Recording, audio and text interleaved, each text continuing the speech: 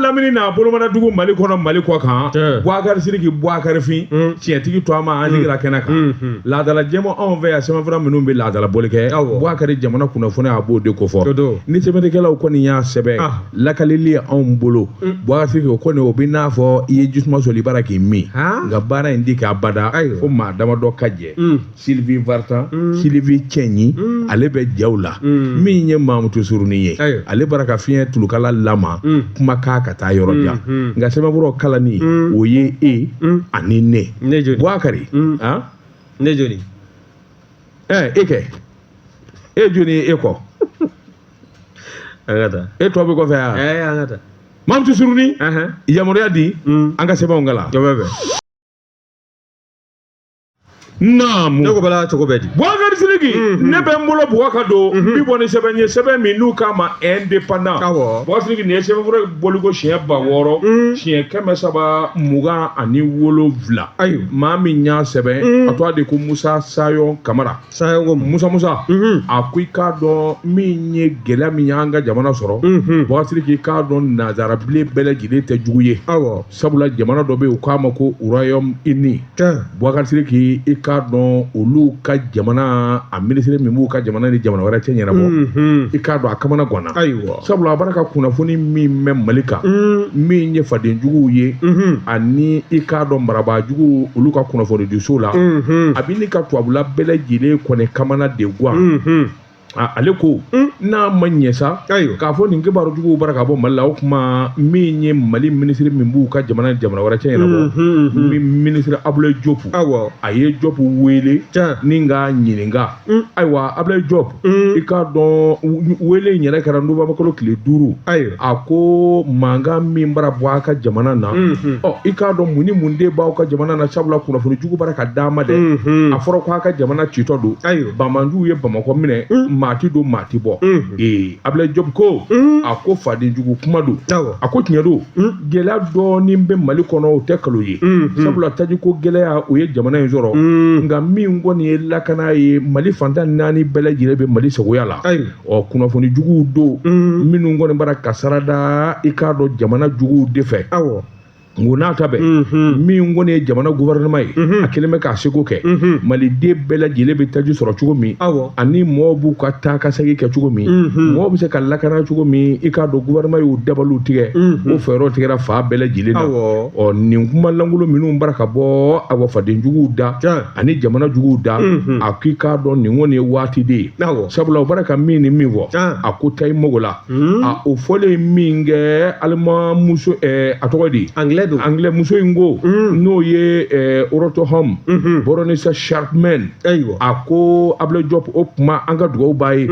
anw y'a dɔn k'a fɔ Mali ye jamana min ye jamana kolo gɛlɛn don jamana jijalen don o kuma anw kɔni an sigilen don k'a kɔnɔ fɛn o fɛn n'o de ka di Mali ye sa k'a fɔ ko anw bɛ se k'o k'a ye ko an bɛ se k'a dɛmɛ sira o sira fɛ lɛ ni n'a y'an wele anw labɛnnen don Abdoulaye Diop ko an ma bin ni nin ye i k'a dɔn an sigilen don ni nin ye sabula gɛlɛya mana na i b'i teriw ani jɛɲɔgɔnw dɔn n'o tɛ jamana jugu caman bɛ yen minnu kɔni kun ye wele da yɛrɛ kɛ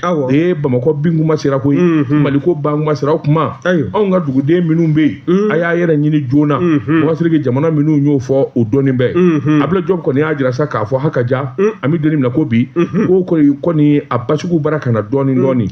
Bamakɔ ni Lɔnduru ni ɲɔgɔn cɛ Boubacar Sidiki kɛ dɔ foyi tɛ yen bɛnɲɔgɔnya ani kuma ɲɔgɔnya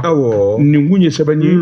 an ye min bɔ indépendant kɔnɔ a ka bi bɔli la karamɔgɔ tɔgɔ wɔɔrɔ l'indépendant bɛ u fo ni n tɛgɛ don ni sɛbɛn bɛ bɔ sɛbɛn min k'a ma ko nouvelle horizon o ko ten maanifin dɔnfɛn mana k'i dunfɛn ye yɛlɛma hɔrɔnya bɛ sabati o tɛ kalo ni ye maa min ka fasiri ye nin ye o ye Mahamani Ture ye Mahamani ko min ye anw ka dugutigilakaw a n'an ka laadakɔrɔ tigilamaw olu bɛɛ lajɛlen bɛ wulikajɔ min na jɔn ko Ala u ka wulikajɔ a nafa yela n'i y'a sɛbɛkɔrɔ lajɛ kunun ko hakilina in ta la san 2022 Tunde an ka cɛmancɛ fanga ɲɛmaa fɛ General d'armée Assimi Goïta nka bibi ne b'a ye k'a fɔ hakilina in kɔni a takun ɲɛna a nafa fana yela bawo min ye anw ka dugutigilakaw ye bɛn ni kelenya o bɛ se ka sarada cogo min na maanifinw ni ɲɔgɔn cɛ u ka cɛsiri n'u ka wulikajɔ a bɛn bɛ o ma an ka marabolo 10 ani kɔ n'i y'a ta k'a lajɛ o dugutigilakaw bɛɛ lajɛlen o miyɔrɔji sigilen don bi wa jɔyɔrɔba t'an bɛ ka kalifa u la wa n'i y'a lajɛ hakilina in ta ka na se san 2025 ma b'a ye k'a fɔ san 4 min ye don bɛ ta k'o kɛrɛnkɛrɛn san o san nɔbɔrɔ kalo tile 11 kɔni mana se i b'a ye k'a fɔ o bɛ ta k'o kɛ don kɛrɛnkɛrɛnlen ka ɲɛsin anw ka dugutigilakaw ni jamanatigi ani laadako tigilamaw olu minnu sigin bɛ o ko in kɔlɔsili kama u ka hakilina n'u ka waleɲuman a ka dɔ u ye min ye journée nationale des autorités et légitimité traditionnelle ye a kɔni a baaraw a kɔni a dankɛnɛmaya kununko ka se k'a bɛɛ lajɛlen ni k'a fɛsɛ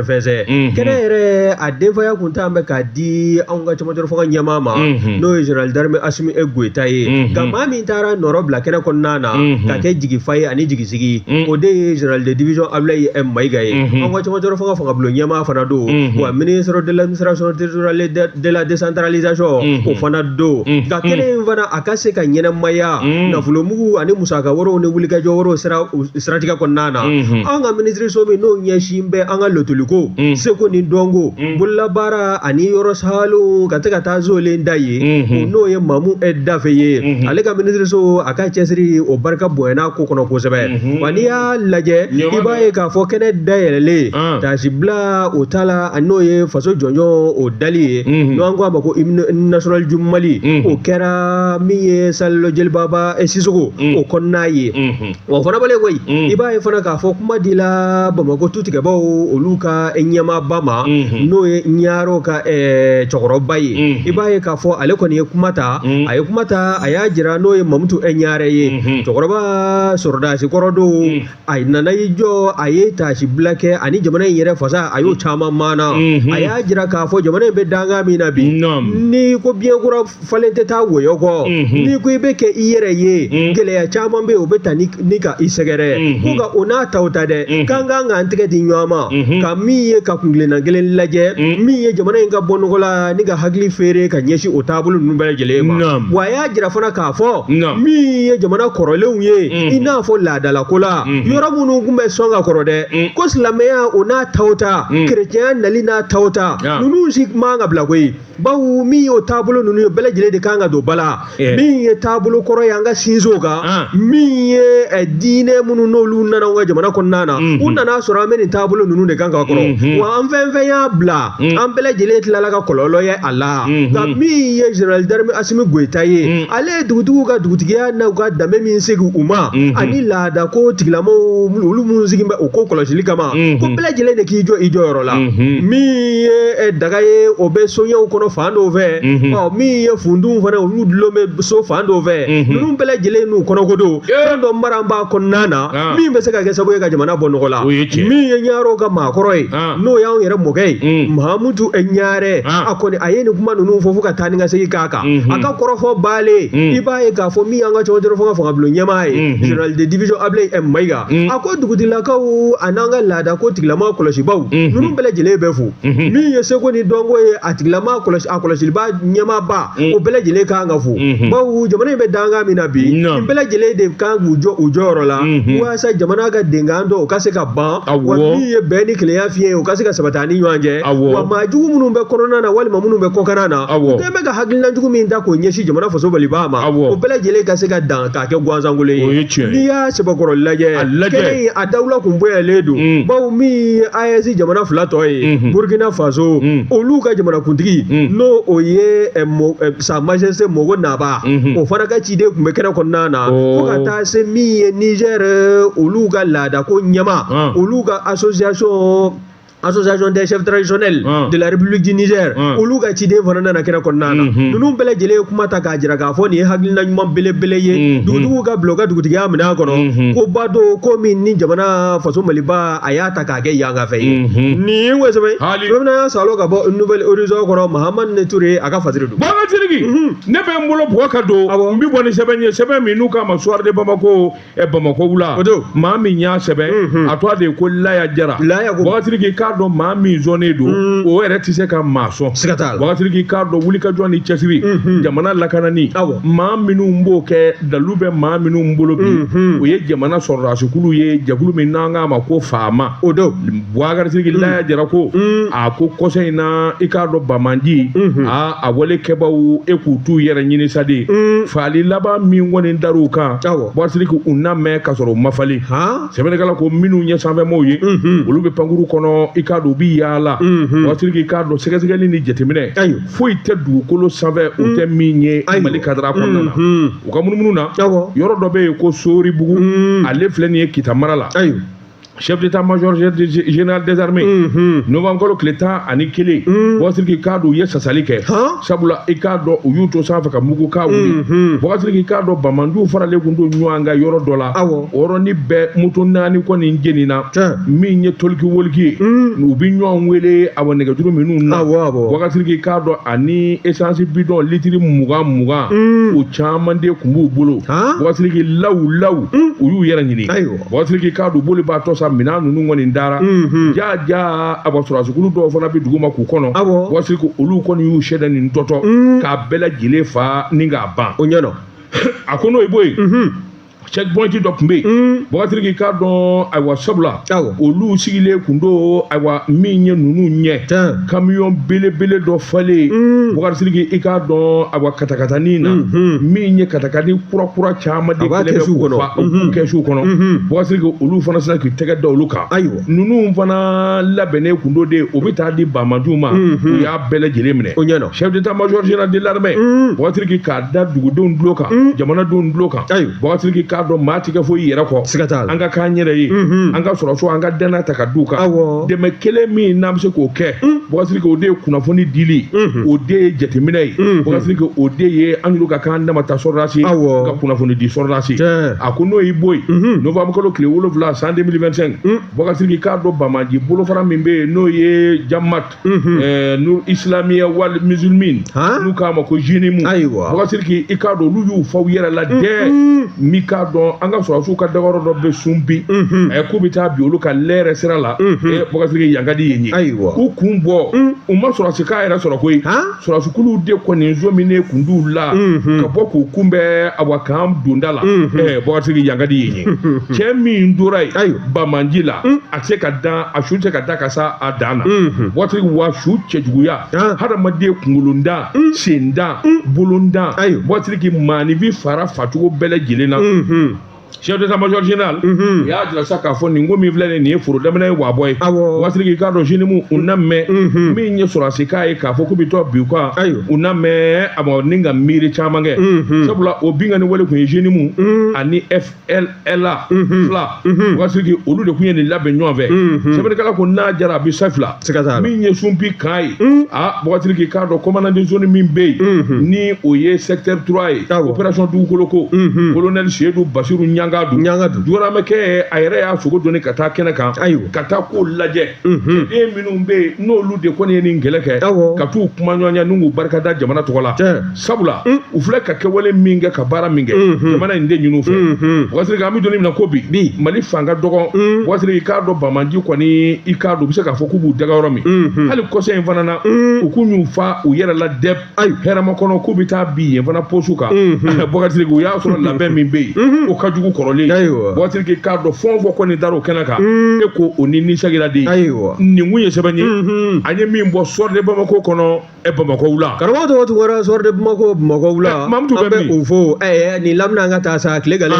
don ni en taga do ne sababu bo sababu no gama ko l'indicateur du renouveau l'indicateur du renouveau igira ke dumiya ni aka fasiriye ako mi an ga to muru ga dine sira tama bawye ni ya taka allaje pèlerinage national no odeye obetauka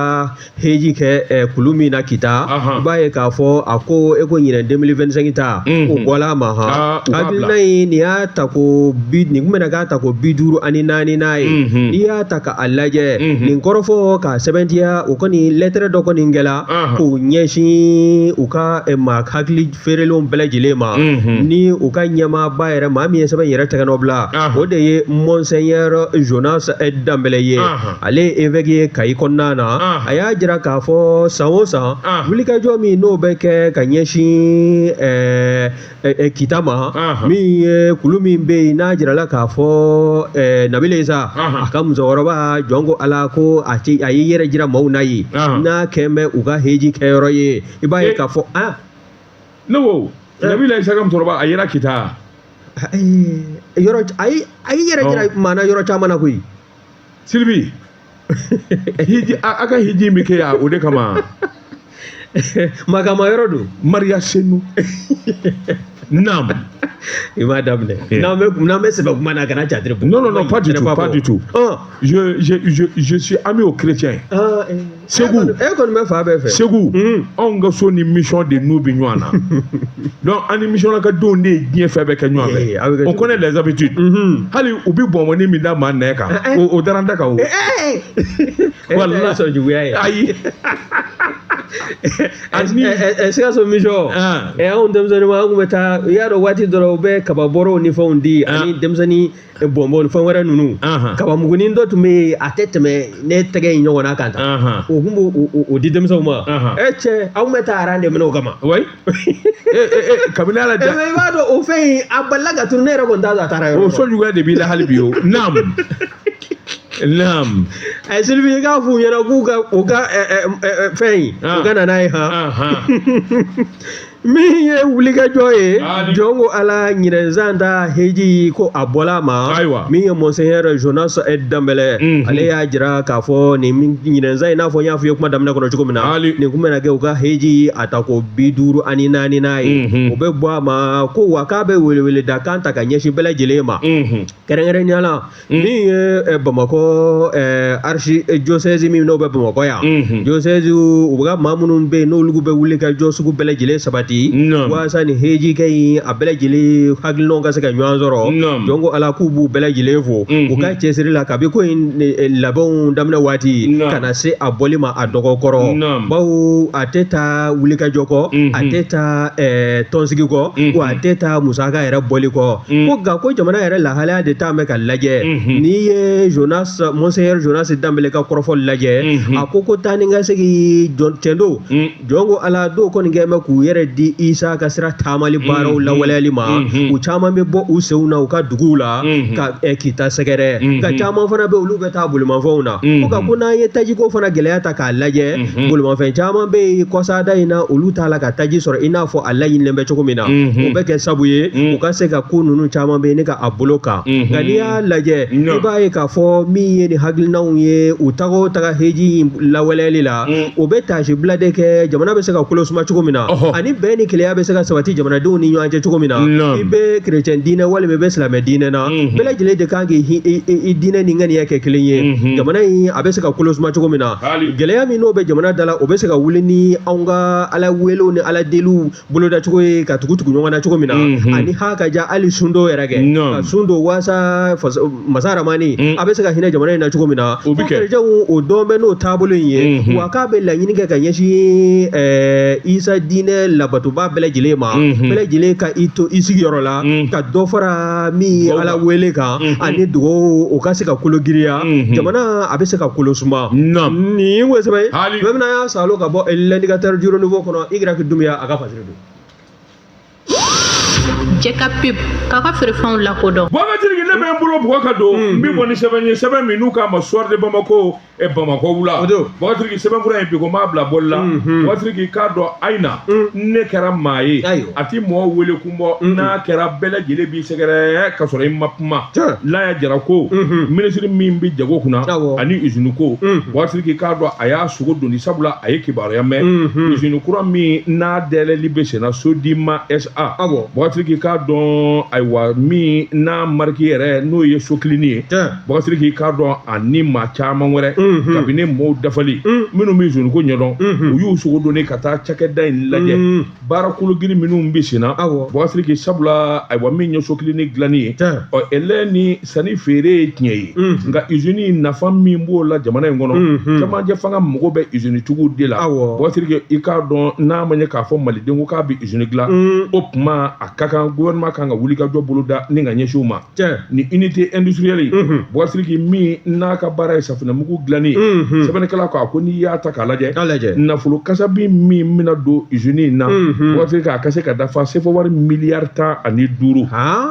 bɔgɔtigi o t'a bɛɛ ye a ko n'i y'a ta k'a lajɛ ala ye diɲɛ don o don da tɔni 400 bɔgɔtigi i k'a dɔn safinɛmugu a b'o de dilan tile o tile bɔgɔtigi minɛn minnu sɛnnen don a bolo dagabana minɛn don diɲɛ laban minɛnw don sabula i k'a dɔn a bɛ se k'a kɛ a kɛwalew a n'a kɛcogo a bɛɛ lajɛlen dɔnnen don o fana k'i bɔ yen min ye baara ye sa kurukara maa 170 bɔgɔtigi k'a dɔn olu bolo bɛ ca la olu b'u ka sara ta o k'i bɔ yen k'a dɔn bolofara yɔrɔ minnu b'a la n'olu bɛ se ka sɔrɔ kɛ bɔgɔtigi o de fana fanga ka bon fo ka taa fɔ a to ten a ko Sodima SA bɔgɔtigi k'a dɔn ayiwa minnu bɛ mobili boli minnu bɛna doni minnu bɛ taa feere bɔgɔtigi nin n'a damada nin bɛɛ lajɛlen b'i ka tɔrɔmɔɲɔ sɔrɔ a la Mali fantan 4 bɛɛ lajɛlen i k'a dɔn n'a ta ka yen sɛgɛrɛ a ko usine in bɛ danga min na a minisiri kɔni y'a ye k'a fɔ 100 o 100 a 100 bɛɛ lajɛlen kɛra sa e ko usine in yɛrɛ a taara ka safinɛmugu fɔɔnɔ sadi maa min kɛra sababu ye ka usine in jɔ sen kan Jugara Amadu a t'a de ko Mari Ɲanga don ale de ye PDG Sodima ye nka a ka se ka dɔ bɛɛ lajɛlen fɛ bɛɛ k'a ma ko Petit Barou o de y'a tɔgɔ yɛrɛ ale de bɛ wari siri ka sɔri hali société kɔnɔ Petit Barou bɔgɔtigi a tɔgɔ de y'o ye nka ni cɛ o cɛ ɲɛ ye ɲɔgɔn ye maa si t'a fɔ ko Petit bɛɛ ko Barou fɛn b'a kunna o nka Petit Barou don a tɔgɔ de y'o ye koyi fɛn b'a kunna de kabini bi dɛ an b'a fɔ a ma ko Petit Barou bɔgɔtigi Petit Barou a k'i k'a dɔn a ka nin wulikajɔ min filɛ nin ye jamana ɲɛmɔgɔw ko u nisɔndiyara kosɛbɛ ka sababu kɛ mun ye n'i ye jamana in ta k'a lajɛ an ser'o ye sa bɔgɔtigi k'i k'a dɔn nafolo yɛrɛ jɛ ani nafolo baarakɛko ɲuman o ye usine de ye ni dun ye jamana in ta k'a lajɛ bɔgɔtigi usine tigi man jan a man jan i n'a fɔ usine minnu bɛ hakili bɛ jɔnni na la première industrie au Mali usine tɛ usine min kan i y'o dɔn Toguna engrais dilan usine Toguna mana sɔrɔ usine dɔ tun bɛ yen a mana sɔrɔ usine dɔ tɛmɛna n ko usine tɛ usine min kan usine maa 7 maa 10 o ye usine de ye ça c'est des unités de choses de transformation ani usine kelen tɛ o usine c'est pas la même chose usine dɔ fɔ n ye kɛ maa hakɛ min bɛ baara kɛ n b'o f'i ye sisan ne tɛ foyi dɔn a la bon ne de y'a ɲɛdɔn ne de y'a ɲɛdɔn fɛn a tɔgɔ de Petit Barou ka nin usine Maju Senbaraw ninnu de ye usine tigi ye n ye maa 7 da n taara machine fila san Sini Jamana jɔn de taara n'o ye maa 7 ta ka taa machine fila san Sini Jamana machine 4 ayi sa ne de ko ten n ko jɔn ye maa 7 ta baara la ka taa machine fila san Sini Jamana maa 10 bɛ baara la e ɲɛna ko ye usine de ye usine kɔni don walima bɛɛ n'i ka usine ka cogo la bi ji sachet ni siri ko tɔ y'i ka cogoya de fɔ ayi ne ma maa ta fɔ usine tigi fili kɔrɔ nin de ye usine ye ayiwa voilà n'i y'a mɛn unité industrielle bɔgɔtigi k'a dɔn minimum c'est 100-200 personnes c'est ça olu de b'a yɛlɛma ka na u b'a fili ka taa yen fɛ va à Toguna il y a plus de 1000 personnes qui travaillent là-bas n ye dɔ dɔn a la koyi sɛbɛnnikɛla ko bɔgɔtigi a ko i k'a dɔn dabali tigɛlen bɛ bɔgɔtigi ka an ka jamana den min bɛ yen minnu cɛsirilen don nin ko in na a fanga ka bon yarɔ dɔw bɛ yen olu bɛ taa kɛ kɔfɛ de ka na Ibrahima Karan yɛrɛ lajɛ o don ko Sénégalikaw y'a wele k'a tanu Turiel d'or k'a fɔ ko usine fɔ baarakɛyɔrɔ fɛn o fɛn bɛ Sénégal ale de ɲɔgɔn da bɛɛ la ayiwa nin ye maliyɛnw de ye c'est ça c'est ce qu'on an b'a disi gosi ni ninnu de nin mun ye sɛbɛnni ye nka juste après e ma ne ka ɲininkali jaabi e ka ɲininkali jɔn de taara mansin fila san Chinois jamana kan maa 7 b'a bolo baara la n'a tigi bɛ k'i yɛrɛ kɛ usine tigi ye bon par exemple bon ala Babuya c'est un imprimeur i kɔni taara kara kɔni yɛlɛ Babuya bon ni Babuya ko k'ale ye usine tigi ye et puis machine ni fila bon tu vois Babuya i tulo bɛ daba la awɔ i ka juru minnu b'a la o ka di joona Babuya bɛ ɲini k'anw fa dɔwɛrɛ t'i bolo machine ni fila ko papier kunu ye bɛ k'a fɔ ne ye bɛ ko usine maa yɛrɛ tɛ se k'i ka journal bɔ bilen juru bɛ ɲini k'an fa nin kun ye sɛbɛnni ye an ye min bɔ soir de Bamako kɔnɔ Bamako wula i bolo don voilà yana an bɛ taa ɲɛ i jɔ an ka te min i jɔ fɔlɔ sa yana an bɛ taa ɲɛ Antoine Solange Dambɛlɛ Renouveau FM o baarakɛla maakolo girin don a ko n ye mugu min fɔ ko mission mɔgɔw tun b'o d'a ma a tun bɛ wele de ko usine usine voilà chrétienw ka muguni an b'a ran de minɛ a ma fɛn tɔgɔ f'i ye dɛ bɔnbɔnni min u bɛ bisikini min n'a nɛ ka f'a b'i ye a tulo b'i la wa n'o fana cogoya fɔ kɛ communion communion a b'a dɔn maa y'o caman dun koyi i b'a dɔn dɛ ne tun bɛ arajo ni ka tila ka taa munumunu tuguni ka na ka dɔ wɛrɛ ta sɔɔni mu tila ka i bɛ ka faga ne ma Mamadou i jɔ an ka te sara premier bi ko tɛ wele donna dakɔrɔ ji de bɛ suma nin de ye an bɛ Koyita jeli de finesse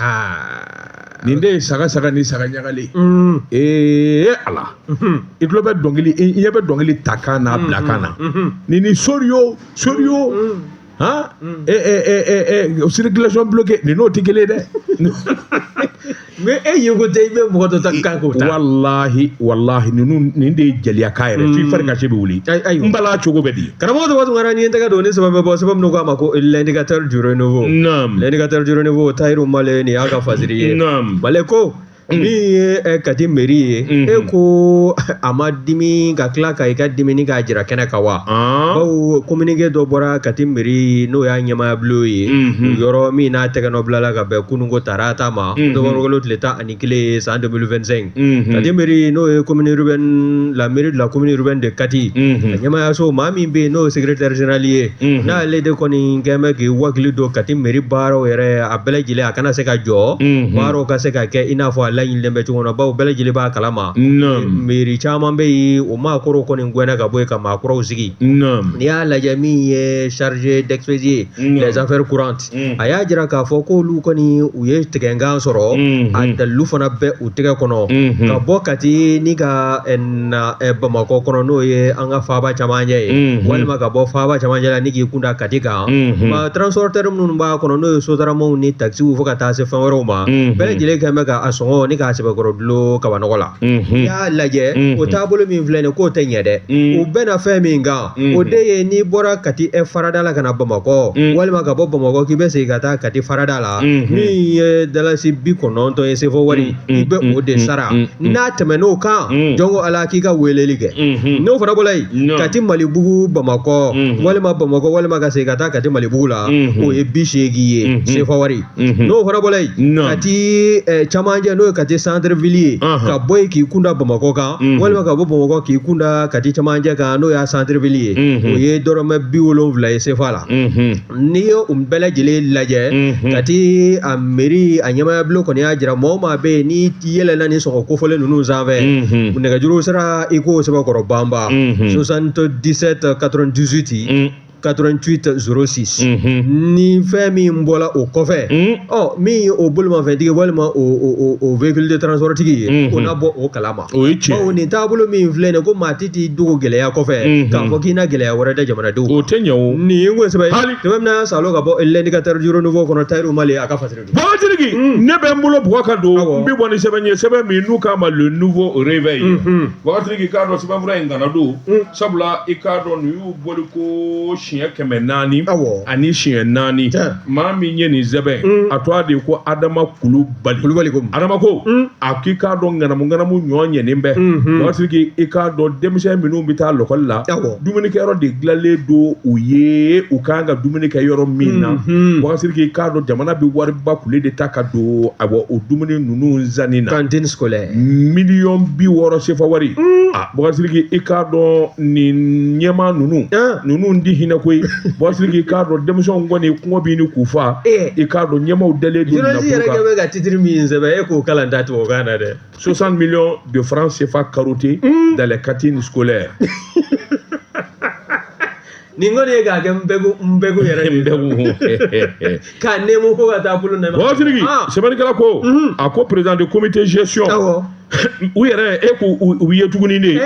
Bɔsiriki k'a dɔn min ye facture ye nkalon kan namara kan an ye nin na in san an ye nin pomme de terre in san an ye nin malo in san Bɔsiriki k'a bɛɛ kalo a ko président de comité de gestion scolaire u k'a ma CGS Bɔsiriki kɛrɛnkɛrɛn ɲɛna commune 1 2 ani 6nan na Bamakɔ kafo kɔnɔ Bɔsiriki ninnu kɔni da kɛra dunkojugu da ye hali denmisɛnw da hirimɛ hali n'i nana nɔnɔ di denɲɛrɛninw ma ninnu b'a salo ka taa n'a ye sɛbɛnnikɛla ko Bɔsiriki u bɛ facture ni facture langolo de dilan k'a fɔ ko nin zanna Bɔsiriki k'a sɔrɔ denmisɛnw ma tile fana dun u ma surafana dun a ko yalima maa bɛ se k'i to i yɛrɛ ma ka nin kɛ cogo di a ka gɛlɛn dɛ a ko n'i y'a ta k'a lajɛ wari min bɛ di a bɛ dabɔ malo ɲɔ ni tulu makama a bɔ balo sanni de kama Bɔsiriki nin wari ninnu dara min ɲininkali a ko wulikajɔ ni jateminɛ na ayiwa denmisɛnw ka kantini Bɔsiriki k'a dɔn n'i taara fu gɔtɔ foyi den kelen de ye sabula u y'a bɛɛ lajɛlen salo Centre national des cantines scolaires CNCS Bɔsiriki k'a dɔn nkalon bɛ yen namara bɛ yen Bɔsiriki sɛgɛsɛgɛlikɛlaw taara ka taa jateminɛ kɛ u taara sɔrɔ ŋanamu min kɔni bɛ yen o fanga bonyana hali i k'a dɔn tableauba minnu zanna biro kɔnɔ minan minnu zanna Bɔsiriki k'a dɔn sɛbɛn bɛ yen k'a nana di koyi nka n'i y'a yɛrɛ ɲini i ɲɛ tɛ d'a kan climatiseur bɛ ten fauteuil bɛ ten Bɔsiriki k'a dɔn fɛn o fɛn n'o ye minan nafama ye a sanna miliyɔn kasabi caman jamana de fɛ ni ka taa n'a ye nka ninnu y'a bɛɛ lajɛlen salo ka taa n'a ye a ko nin bɛ se ka kɛ cogo di a ka gɛlɛn Bɔsiriki k'a dɔn n'i y'a dɔw ye f'i kamana bɛ guwa n'i y'a kuma dɔw mɛn i kamana bɛ guwa Bɔsiriki a ko n'i y'a ta k'a lajɛ min ye Buguni perception olu kɔni ka teli ayiwa i y'a bila caw o y'a sɔrɔ olu y'a wuli ten caw a ko scandale min bɛ yen Bɔsiriki i k'a dɔn ayiwa o kɔni bɛ maanifi yɛrɛ kamana guwa a ko wulikajɔ ni jateminɛ na comité scolaire i k'a dɔn wulikajɔ dɔ nana boloda ka jateminɛ kɛ Bɔsiriki k'a dɔn ayiwa hali cachet ni signature u bɛ u ye nin bɛɛ lajɛlen bayɛlɛma Bɔsiriki i k'a dɔn ŋanamu kadara kɔnɔ min yɛrɛ b'a kunnakun Bɔsiriki k'a dɔn gansan tɛ a ko n'i y'a ta k'a lajɛ Bɔsiriki b'a fɔ ko sinima sabula ninnu bɛ ko in kɛ kɛcogo min na bɛnkan don u bɛ nkalon ni namara de tɛ k'a kɛ Bɔsiriki sabula programme alimentaire mondial Bɔsiriki o yɛrɛ bɛ ayiwa dɛmɛ min da ni k'o kɛ u y'a bɛɛ kɛ f'u ye an bɛ don min na ko bi miliyɔn 60 sefa wari Bɔsiriki k'a tununna nin kun ye sɛbɛn ye an ye min bɔ nouveau réveil kɔnɔ a ka bi bɔli la miliyɔn 60 ka don dumuni na ka di denmisɛnw ma o dɛsɛlen o la ka o miliyɔn 60 ta ka o don da wɛrɛ fɛ o bɛ kɛ cogo di a banna o dama tɛ dɛ hali fauteuil ni climatiseur minnu bɛ san n'a nana bila o dugusɛjɛ i bɛna i b'a sɔrɔ a tɛ yen ka da kun jumɛn kan ka da mun kan a bɛ sɛbɛn ko faso y'a san nka a t'a bila yɔrɔ a tɛ bila yen Bɔsiriki cɛ i b'i yɛrɛ kunkolo wuli koyi nin ye laada ye waati n'a ka waati ma se an bɛ bi ta bila yan o bɛ bɛn Bɔsiriki k'a dɔn burapele labɛnnen bɛ min ye farikoloɲɛnajɛ kɛbaaw ye Stade Malien de Bamako Blazo Blagaye Yatuma Job i k'a dɔn u t'aw tile la balontanna ye a b'an ka kumaso kɔnɔ ani burapele i k'a dɔn u bɛna o da don a la nin don an bɛ sigi e kɔni e bɛ ɲini ka kɛ ɲɔsi y'an bolo yan o anw bɛ passage 7 de la Yatuma Job b'a dɔn passage 7 banani an bɛ banani kɛ yen La ilaha non an bi banani wuli parce que c'est on sport là ay non it ate gwila o non a ko re labele de kan ata tuma be kala ka o koni on ga nani ni o do atoro bolonda ga di a beli savele de je mi ye yatuma jobi a bi kuma so kono i ka do ani burapelo kunu da do korolo na ani kura minu nganga ke Boasrigi ni to duna shina ni nguna foni kelen sɛgɛbi kaka sini sɔgɔma an bɛ kɛnɛ ka sɛbɛn kɔrɔ bɛ bɔ k'olu lakali min ye Sylvie Vartan ye ale kumara k'an jaw ta min ye cɛni zurunin ye sa n t'a fɛ k'a tɔgɔ fɔ Mamutu ni so la k'ale balaw don cɛni ka suru e tɛ ɲuman de kɛ fana i ka problème de y'o Mamutu tun bɛ nɛgɛw la sɛbɛnkɔrɔ kalani Wakari Sidiki daba tunkara